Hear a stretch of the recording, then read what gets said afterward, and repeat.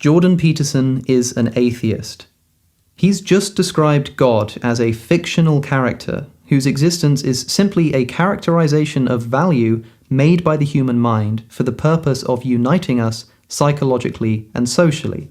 Hello everybody and welcome back to the channel. In this video, Alex O'Connor is examining and rebutting Jordan Peterson's view of God. Now, I believe his rebuttal is really important for Christians because I think he does an excellent job of showcasing why Jordan Peterson's view of God is something completely foreign to orthodox and theologically correct systems of thought around God.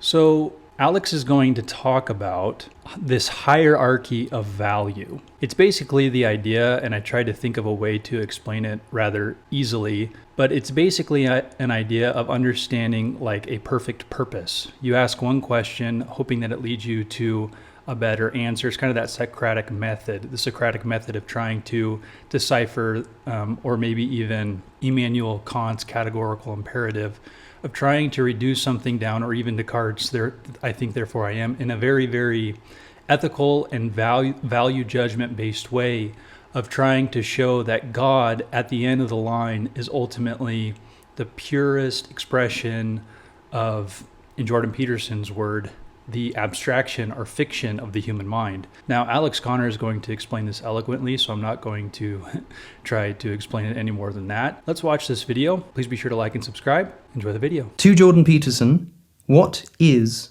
God? To begin answering this, we need to understand Peterson's views about value. For Jordan Peterson, our ability to do just about anything requires a belief in some set of value judgments. For example, even being able to do something as simple as looking at this glass, simply seeing a cup, requires the assumption of value judgments. And there are two reasons for this.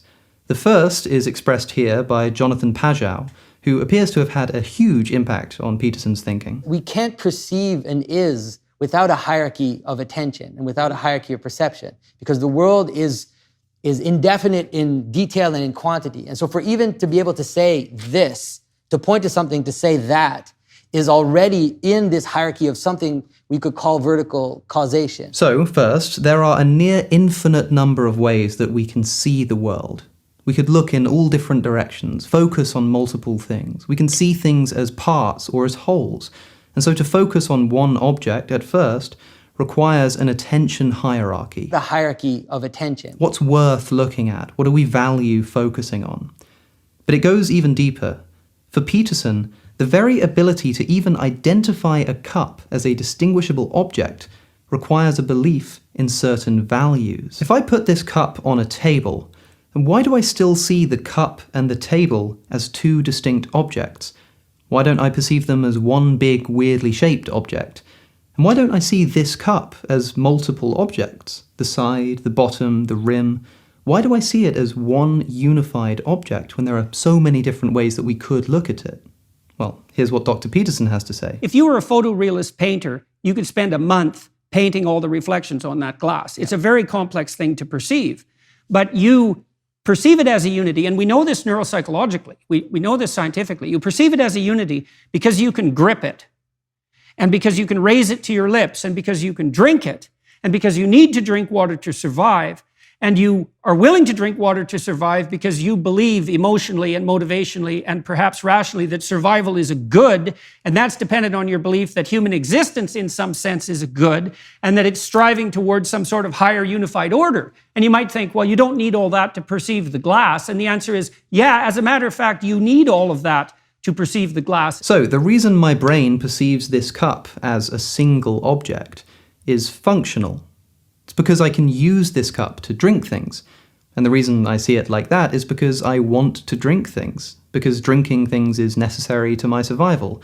And so I must, in some sense, value my survival in order to see the cup. So in order to perceive the world around us, according to Peterson, and objects within it, we need to believe in a hierarchy of values. But we don't just need to believe in this value hierarchy to see anything, we also need it in order to do anything. Here, Peterson gives the example of writing an essay. I used to ask my students, why are you writing this essay? And so And that's a variation of the question, why do anything? But let's make it concrete. Why are you writing this essay? Well, so that I can get a grade for the class. Why are you taking the class? So that I can finish my year at university. Why are you finishing your year at university and motivated to do that? To get my degree. Why do you want the degree? And then that's a whole hierarchy of value that is definitely governing either in an integrated manner or a disintegrated manner the actions of the person who's writing the essay. So this is a little bit more straightforward. Whenever we do anything, someone can ask, why are you doing that? Why am I making this video right now? Well, so I can share my views with you.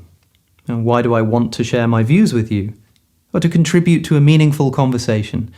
Well, why do I want to do that? Because I value such meaning, and so on and so forth.